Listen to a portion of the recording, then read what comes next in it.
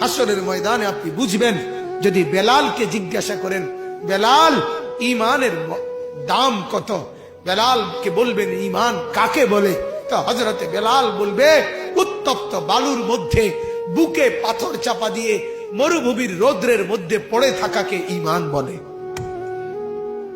খাব্বাবকে বলবেন, খাব্বাব ঈমান কাকে বলে, তো হযরতে খাব্বাব রাদিয়াল্লাহু তাআলা আনহু বলবেন কামারের দোকানের জ্বলন্ত লাল কয়লার মধ্যে নিজের দুই পাশের কোমরের গোশত খুলে খুলে চর্বি সহ ফেলে দিছে আমার মনিব ঈমানের কারণে।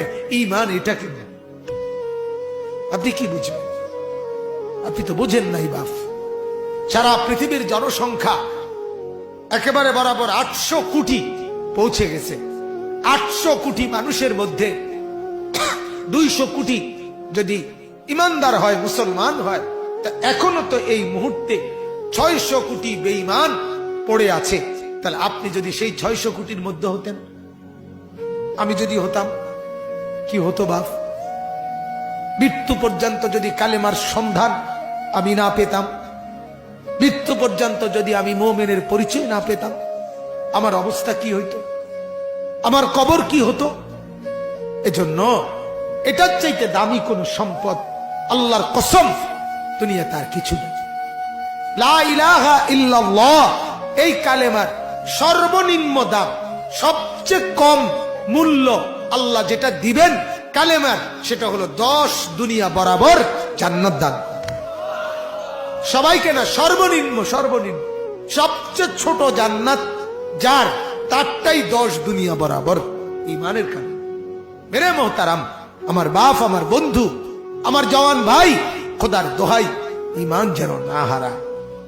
অভাব আসতেছে, দুর্ভিক্ষ আসতেছে সারা পৃথিবী ব্যাপী, এটা পূর্বাভাস।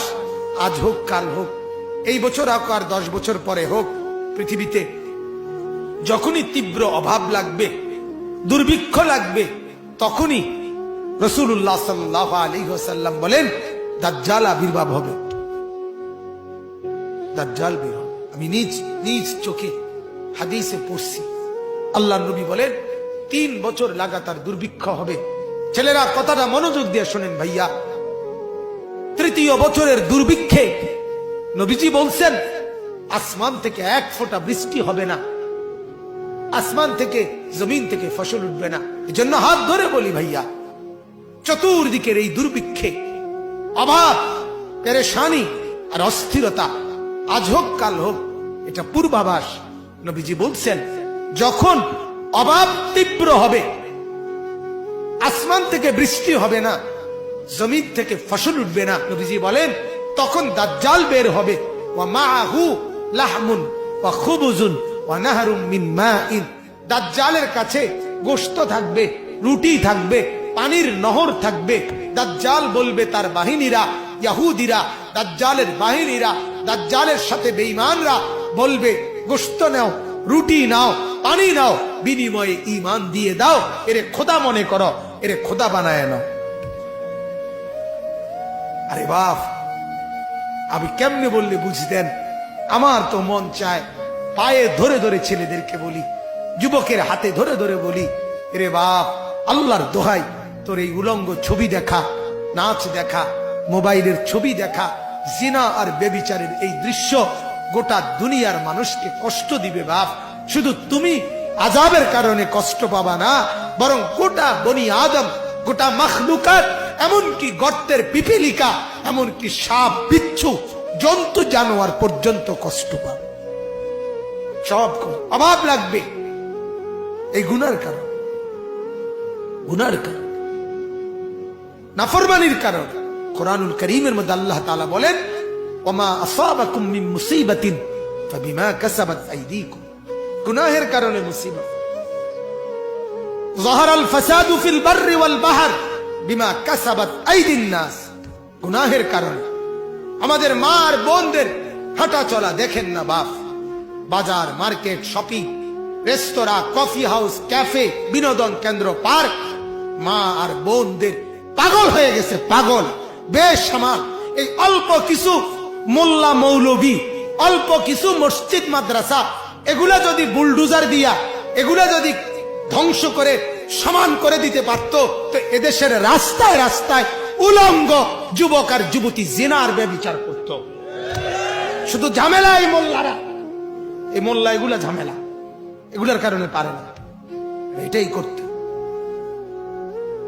হ্যাঁ, সেদিন বেশি দূরে না, সেদিন বেশি দূরে না, রাত নাই দিন নাই, সারা রাত আপন মার ঘরে, বাবার ঘরে, যে ঘরে মা বাপ থাকে, সেই ঘরে নিজের ছেলে মেয়ে যদি সারা রাত উলঙ্গ ছবি দেখে, সে জাতি ধ্বংস হইবার বেশি দিন আর নাই,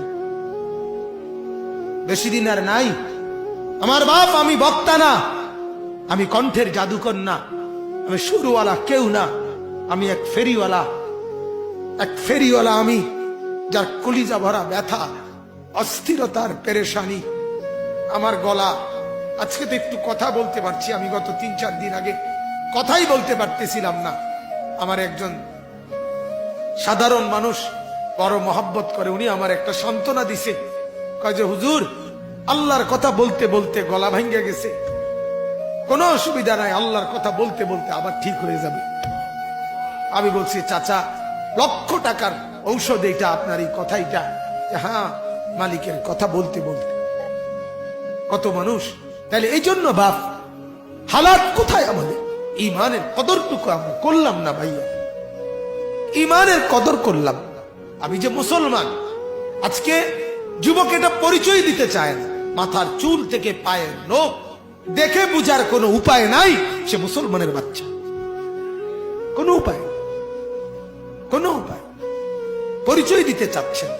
তার কথা হলো, আমার লজ্জা, আমি মুসলমান। এটা আমি যদি ইউরোপে জন্ম নিতাম, আমি যদি আমেরিকায় জন্ম নিতাম, আমি যদি অস্ট্রেলিয়ায় জন্ম নিতাম, আমি যদি ইউরোপে তাইলে 24 ঘন্টা উলঙ্গ নারীর সাথে থাকতে পারতাম, তাহলে এটাই ছিল মজাদার।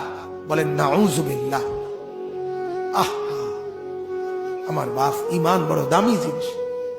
সাহাবাই কেরামের ছোট ছোট বাচ্চারা ইমানের মহব্বতে, ইমানের দাম দিতে গিয়ে আল্লাহর রাস্তায়, যুদ্ধে, জিহাদে নিজের জীবন আগে কোরবান করে দিছে, কোরবান। হ্যাঁ, এজন্য এই অভাব, দুর্ভিক্ষ, এই পেরেশানি আমাদের উপরে মুসিবত, আমাদের ইমানের না কদরি। আমরা যে মুসলমান, এই কদর করলাম।